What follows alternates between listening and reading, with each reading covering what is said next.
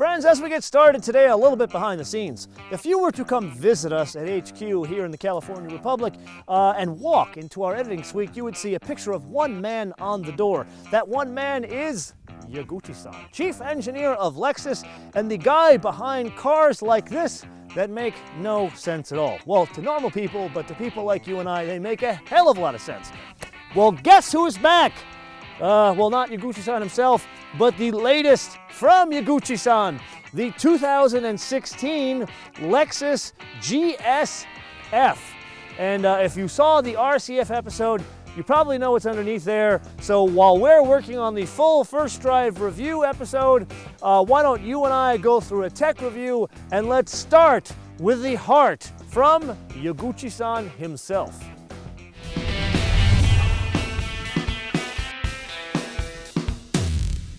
Now, as we lift this incredibly blue hood, and you know me, I love me some blue, but this thing, it just makes the whole car pop.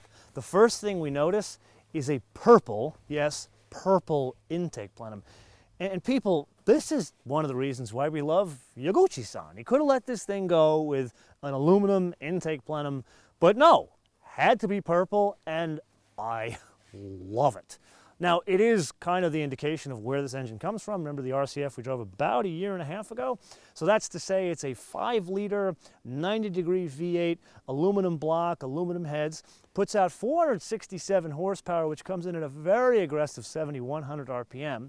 Then the torque, and that's something you and I need to discuss a little bit here. So we've driven a lot of cars like this equation, like big honking V8s and like a midsize or a smaller like performance sedan, and they are like in the 5s and 6s now with the Cadillac. The torque here, 389 pound-feet of torque, so it's quite a bit down, and it comes in at 4,800 RPM, stays flat all the way up to 5,600 RPM. Now, we'll spend some time looking at that in the full first drive review, so come back for that. Now, there's a couple of other things going on here. Number one, the fuel injectors.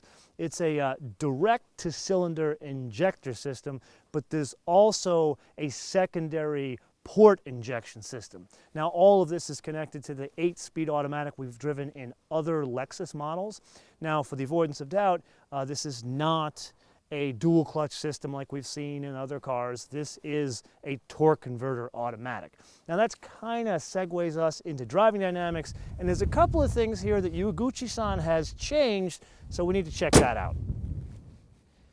Now, before we dive into the deep end of driving dynamics, there are some housekeeping items in the aesthetics department that you and I need to cover besides this shade of blue. Now, I will go down on record as saying I like this shade of blue, but in the 10 or so days I've been driving this car, let's just say not many people agree with me. And while we're on color, notice the mirror fairings, they are gray. And then while we're on this whole aesthetics department, take a look at the vent on the side. Very cool, thank you, Yaguchi-san. But then in the front, the color and trim people, I think, kind of took a wrong turn. The grille, while it is, well, the whole front end actually is completely different. It's more sculpted, which is cool, but the color of the grille is like this copper, gray, glossy thing. Anyway, I digress. Let's get to the stuff that excites car guys and gals like us, and that is driving dynamics. Let's start in the front. We have a double wishbone suspension in the front in a mid-size luxury sedan. Very cool. Then we move to the back, and it is a multi-link unit like we've seen in other Lexus. And then, well, you see this little badge here that says F. What does that exactly mean? Well, that means that Yaguchi-san takes the coils, the dampers, and the bushings, throw them out, and gives you a whole different set to match the F here. Now, there is some other changes that Yaguchi-san has brought here, and that is in the brake department. Now, get this, the front brakes, the diameter, 15 inches. Yet again, a reason why we love Yaguchi-san. Even in the back, he went a little overboard, 13.6 in diameter. But wait, there is more. The calipers, they themselves, yes, they are Brembo, but get this, 6 pistons in the front, 4 pistons in the rear. Let me remind you people, this is a Lexus. And then, as if that weren't enough, the subframes are a bit different here. They are steel, so he wanted something stronger. So now that brings up that nasty term that we hit sometimes, and that is the weight. 4,000 pounds. That's just a shade over 4,000 pounds. yes, not the lightest thing out there, and we'll cover this topic in the full first drive review, but I think we need to get back to the relentless pursuit of perfection, which is I think what these people call it, and that is on the inside. Now, when you hop in here, the first thing you notice is perhaps the relentless pursuit has changed because the theme is different. It is more like business in here than it is fancy. And there's a couple of things that stand out. Like specifically there is suede on the top of the dashboard. I know you and I go on and on about suede headliners, but here it is on the dash, and it's a nice touch because it reduces the glare. Now there is an odd combo here in that they put these like button snap things here, which I find very strange, but hey, I guess, you know, if Yaguchi-san wants it, he can have it. And then there is some other changes going on here, like you notice that you've got the carbon fiber here, the seats that are pilfered from the RCF, although I gotta argue that the seats in the IS F Sport, not the RCF, but the IS F Sport, I would argue those are probably more supportive over long distances or even on a track. And then, you know, putting aside all of the detailed changes in here, you and I spend a lot of time talking about the future, Android Auto, Apple CarPlay, infotainment, that virtual cockpit that we actually write in this spot, spent a lot of time talking about. But, you know, I still feel there needs to be something from yesteryear. And that's something simple called a knob, people. And not just for the volume, but also to tune the radio stations. And we will play with this in the full first drive review. Now granted, there is this unified controller thing here that I don't think Yaguchi-san designed or put in here. This one works once you get used to it, especially because it's mounted on this pod thing here, which is kind of where your arm naturally falls. But you know me, I prefer more the Porsche school of things with the multitude of buttons that are more aviation inspired. Now, before you and I basically close up for the day, there are two things that we have to cover. And I normally don't do this first thing, but I have to because of the choice of engines here. I'm going to start the engine.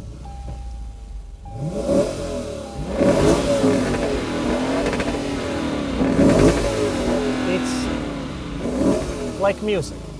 And why is it like music? Not so much just the sound, but the ethos that went into it. You see, as we talked about in the RCF episode, Yaguchi-san had to make the choice between forced induction or just naturally aspirated V8, and everybody else has been going forced induction for efficiency reasons, and I can completely appreciate that. But this is yet another reason why we love Yaguchi-san, because he says, you know what? No, I want naturally aspirated because of this.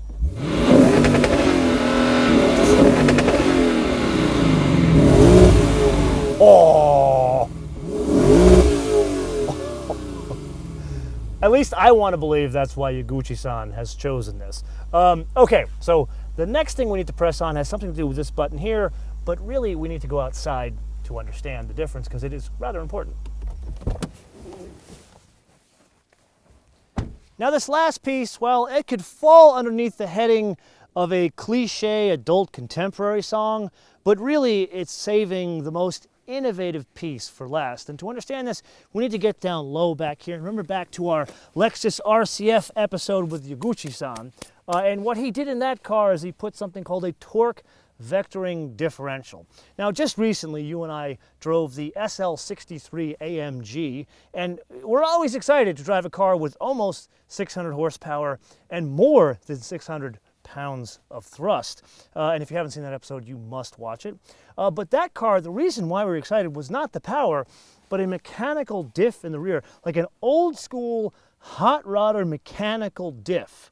Now, most cars like this, they feature an E-diff, which effectively is like the brake on either side, just nudging in just a little bit to do what a mechanical diff will do. Here, Yaguchi-san, it's not the mechanical diff from the Mercedes, and it's not this new school E-diff. It's actually like advanced, like future school. And what it is a clutch pack that is in the differential, and it can vary the power from side to side and can do it like a ridiculous amount of times per second.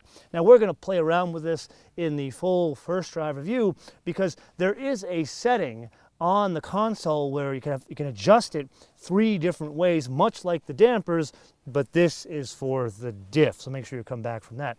Now I think we need to get our ass off the ground and basically talk about what else Yaguchi-san has in store for us. Oh yeah, there's just one more thing.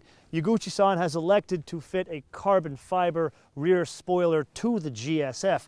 So with that, in summary, what do we got? Well, when this car was first introduced, I got all the bullets and numbers and poured all over them like I normally do. I geek out about this stuff. And then about a week before the car turned up, I got it all out again and went over it again. And as I've now been driving this thing for a week, there's one question that really stands out in my brain, and that is all the numbers and like the bits that have been changed to make the GSF on paper. Is that enough to be competitive in this segment? So obviously that's going to set the stage for our full first drive review. But until then, I want to turn this around to you guys and leave you guys with a question. From just a tech and like paper perspective, is all the changes we just went over enough to make the case for the GSF, or really for it to exist? So let's be very clear about this question. Yes, these changes are enough, and here's my reasoning why. Or no, these changes are not enough, and here's my reasoning why. And for good measure, let me know what region of the world you hail from and what car you currently drive. Let me know in the comments below or via our social media, MotoManTV all one word, MotoManTV all one word, Facebook, Twitter, and Instagram. And with that, I want to leave you with 2 things. Number 1, make sure you download our fancy new mobile application, which you can download for free from Apple iTunes and Google Play, which I believe Yaguchi-san already has done.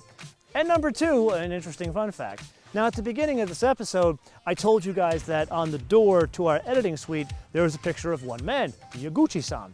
But there's also a picture of one car there. Now, if you have been watching the show for a while, you know that Mean Gene did an episode where he put the Lexus IS F Sport up on the rack. And in that episode, he referred to me and my dear college friends as me and my idiot buddies. And the reason why he did that is because we all drove the same car in college, and that was a Mark III Supra. Now, take a wild guess, who was the chief engineer of the Mark III Supra?